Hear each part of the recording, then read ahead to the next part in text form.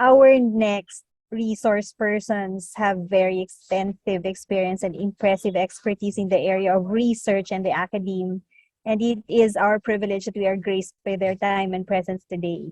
So let me start with Dr. Elaine Cole. As a senior lecturer in trauma sciences with the Blizzard Institute, she co-leads the Master in Science in Trauma Sciences, the Research Methods module and dissertation year for multi-professional students, providing them with the opportunity to enhance their knowledge about all aspects of trauma care in a virtual interactive format, with access to many of the global leaders in clinical trauma management. And within this role, she supervises MSc and PhD students supporting their research projects and publications. She is Director of Research and Innovation for the London Major Trauma System.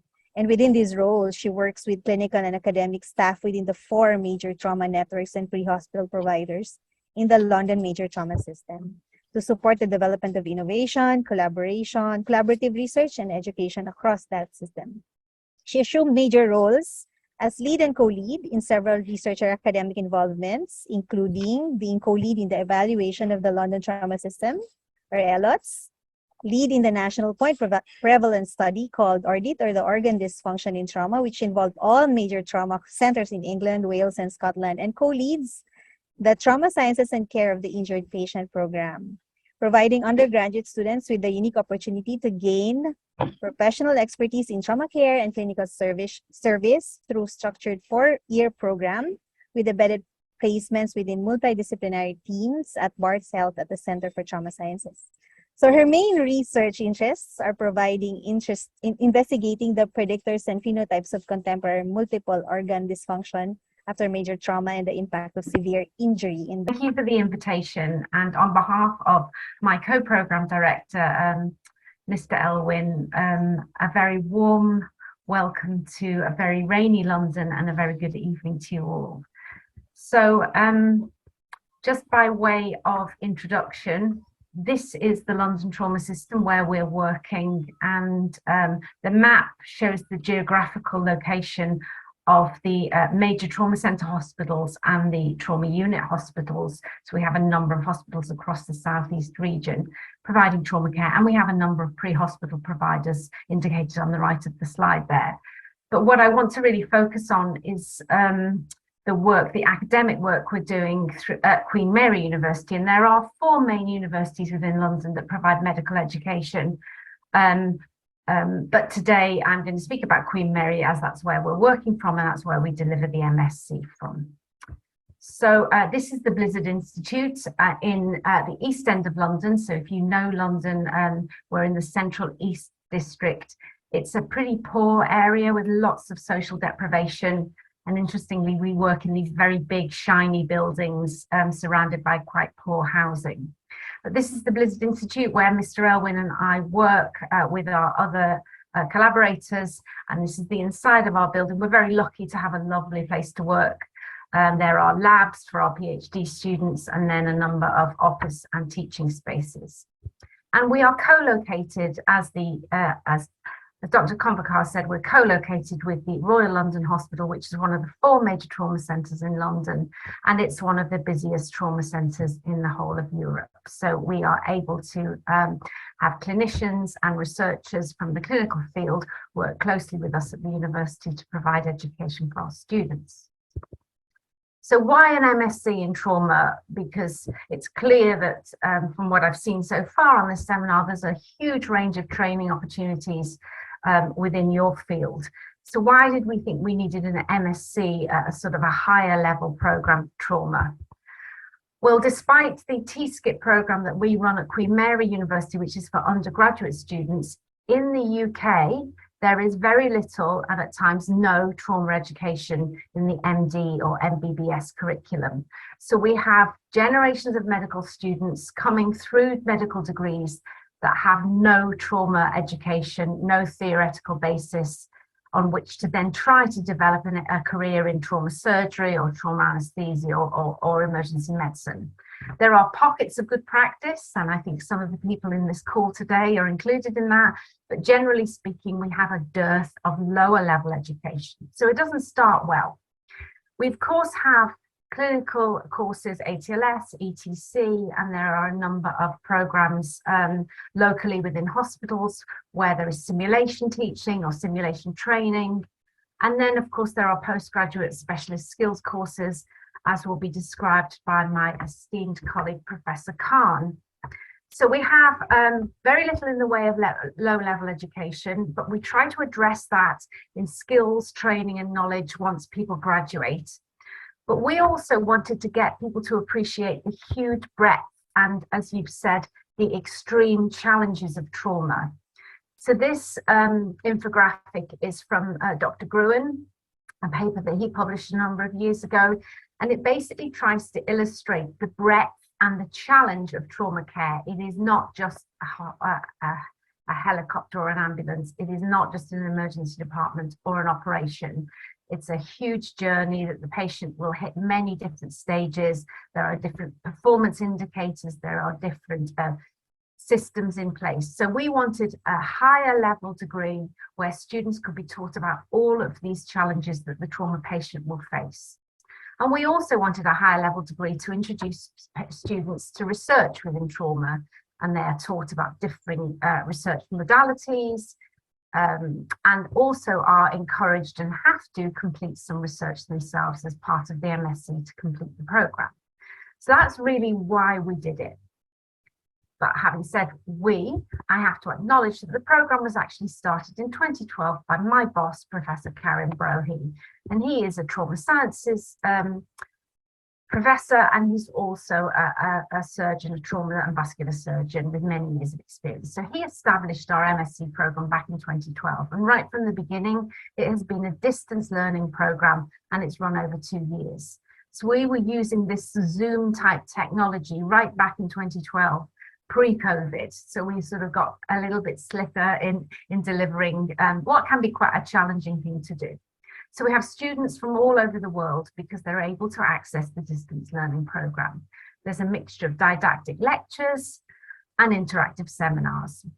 The program is accredited by the Royal College of Surgeons, with the majority of our students are surgeons, and there is also an optional on-site summer school, which I'll tell you a little bit more about in a moment. So it's a global program able to be accessed by anybody because you can, as long as you have internet access, you can log in, you can access the lectures and the seminars. These are some of the faculty. So Chris and I at the top there on the top left, we co-program lead, and then we are very, very lucky to have a huge range of expert speakers and world leaders in the field of trauma. You may recognize some of these people.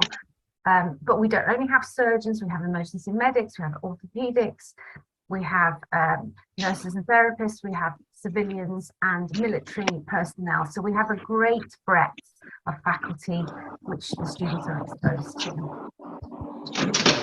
So the students themselves can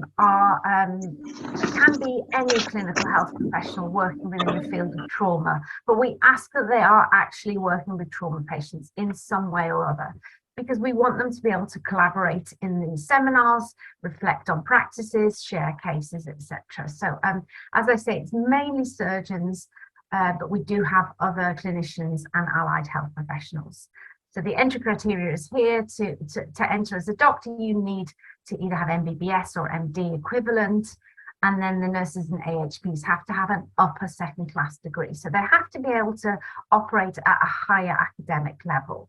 And it's not suitable, as I've said, for newly qualified clinicians. We tend to have sort of middle grade trainees through to attendings, and then more senior nurses and therapists and paramedics. So that's our student body. And this is what the students see when they log into the program. It's an online program, as I've said already, and there is a sort of a Blackboard setup. All the lectures are embedded into this, all the program information. The online seminars are delivered through this site. Students have an online cafe where they can communicate with each other, the information about the assessments, etc. So this is a screen grab of what the kind of things that the students see. And this is the first year. So the program runs over 2 years, and the first year is very sort of theory heavy. So you can see that there are 3 seminars. The first seminar, the program starts in September and it runs through to the holiday period. So the first seminar has 3 modules in the green, you can see at the top there. So I lead a module around the epidemiology of trauma. There's basically giving an overview of trauma as the disease and the systems that we need in place. Then there's a module led by my colleague Ross, who teaches about bleeding, inflammation, the response to injury, and then the brain and spinal trauma before we break for the holidays. And the assessments are either a written 2,000-word paper or a timed exam. After the holidays, we have 3 more modules. Mr. Elwin, Chris, my colleague, leads a very surgical module on torso trauma. Then there's a module around extremity and vascular injury management. And then we finished that seminar off with critical care trauma considerations by the boss, Professor Brohy. And then finally, at the end of the first year, we have an optional module where students can choose to either study for military and humanitarian trauma considerations or management of burns and wounds. And they're both led by Dr. Janu, works for ICRC, and Mr. Martin and Dr. Alorto are both burns trauma surgeons. So that's the first year, sort of pretty intense modules almost every month. They run over 4 to 5 weeks and a lot of assignments. So, you know, we expect a great deal of commitment in terms of time from our students. And this is difficult. This is an extreme challenge, to quote the title of your seminar, because these people are all full-time clinicians. So they are busy people, but they manage it with the right commitment. In year 2, there is a total focus on research, and I lead year 2, and we start off with a module around differing types of research. You know, some people have done research, some people have never done research. So interventional trials, observational studies, animal models, AI. We just introduce the breadth of trauma research. And then from then on in, it's a run through to the dissertation, where we expect the students to either complete a systematic review and meta-analysis, if at all possible, or a small-scale research study, usually retrospective, but occasionally prospective, depending on the setting. And the dissertation is a very small number of words in comparison to perhaps other dissertations you're familiar with. And we do that on purpose. We force the students to write up a research project in the length of words that is suitable for publication, because we have a very high publication rate as a result of this master's. You can see we've got an epidemiological study on the right, and we've got a systematic review on the left. So approximately 50% of our students go on to publish their dissertations. So that's a very tangible benefit for people leaving the programme. Not only do they have a qualification and the knowledge, they also have a publication and maybe a conference presentation. So that's super successful. Right, I'm aware of time. Very quickly then, these are this is an example, a screen grab of how a lecture is delivered. So we have slides, and then the students can see the head of the lecturer. This is Mr. Griffiths, who's a trauma surgeon in the UK, who's also the national clinical lead for violence reduction. We have a big problem with violence in the UK. So he's talking here on a lecture about violence. And then we have Dr. Holcomb from America in the surgical module, talking about more of a clinical lecture where they're working through a case and discussing the surgical management and the clinical resuscitation of such a patient. So we have a very diverse range of lectures, and it exposes students to different parts of the trauma continuum. You know, if you're a surgeon, you will learn about EM, you will learn about rehab. If you're a paramedic, you will learn about surgery, so that they have an appreciation of the whole journey, as I've said. Here's Prof. Brohy delivering an online tutorial. So he's looking down at his laptop and he can see this, he can see the students that have logged in. There is discussion, there are questions posed to the students. And these tutorials are recorded for those who are clinical and can't make them on the specific day. The students really like these tutorials. It gives them an opportunity to speak with the lecturers and to network with each other. And then finally, as I said, there's an optional summer school, which not all students are able to come to, but this is a very cloudy picture of London, and they're up on the heli deck at the top of the Royal London Hospital here. This is last year, some of last year's group. And it gives the students from a whole range of global settings an opportunity to come together, meet each other, meet the tutors, consolidate their learning, and really sort of think about their next steps. Because, you know, these are the trauma clinicians of the future. These are the trauma leaders, I should say, of the future. And we think it's a huge opportunity to be able to meet each other and network and stay in touch. And during summer school, there are some lectures and some workshops, but we do a lot of practical teaching. So this is the Sim Suite. We have students watching simulated cases, they participate, and then they debrief and focus on the clinical and the non-clinical aspects, or the non-technical aspects. And that is something that they find very stressful but very enjoyable. There is practical teaching around the challenges of pre-hospital care. So they're up on the helipad here with simulated pre-hospital environments and mass casualty events. And this is very challenging for people who normally work in a hospital and don't normally have to resuscitate or do a thoracotomy at sea. So again, a very popular part of the program. And then finally, we have a surgical skills day where students are exposed, and that's where my colleague Mr. Elwin is today. He's on the surgical skills day, and the students are taught thoracotomy, laparotomy, cut down skills, etc. And obviously for people who are surgeons, then it's an opportunity to delve into some of the more advanced damage control techniques. So we're celebrating 10 years this year. We have between 70 and 100 students each year, and there are currently 83 on the program, of which 3/4 are doctors. I looked at the applications last week, and for the start in September, we're up to about 64 students at present. So it's evaluated very well. We do take evaluations very seriously, and we try and build year on year based on student feedback. And nowadays, students do not hold back. If they don't like what you're teaching them, or they don't think they're getting value for money, they will tell you. But we're very grateful to see very positive feedback via social media. As I say, we're able to build on the program based on student feedback, which is very important to us. So I'm very, very happy to take some questions. I put the web link here if anybody wants to look at the university applications. This is my email address and that of my colleague Chris, the other co-director. And I hope you've now got an insight into how we deliver level 7 MSc trauma education to a global audience. And thank you for your attention. Thank you very much, Dr. Elaine, for that very inspiring presentation. I'm pretty sure many are very interested. And impressive, nothing short of breathtaking, actually, to actually know there's such a MSc existed. Actually, I wouldn't, honestly speaking, I didn't know that there is so much effort poured into this field, and it's become a 2-year MSc. Very impressive. From where I come from, Malaysia, and if you would know the level of if even the awareness of trauma being a field by itself, it is I would say is at its infancy still. So education in trauma in Malaysia, it is nothing to be compared to UK, I would say.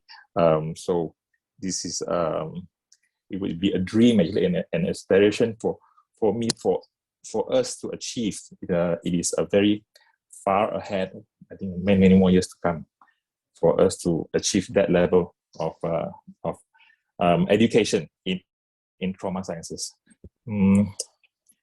I don't have just that, it will be trauma here. We were started off with ATLS a decade ago.